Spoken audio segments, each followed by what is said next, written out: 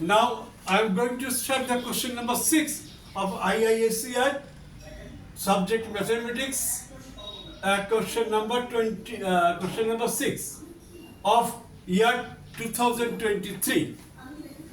Total number of distinct divisor of 2 to the power 9 into 3 to the power 19 is A 30, B 200, C 435, D 100.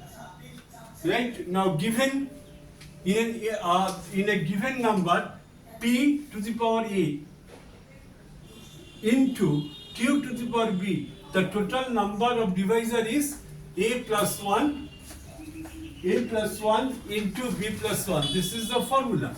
Here A, definitely A is 9, P to the power A, instead of P to the power A there is 2 to the power 9, so A is 9, and instead of Q to the power B there is 3 to the power 19, so B is 19.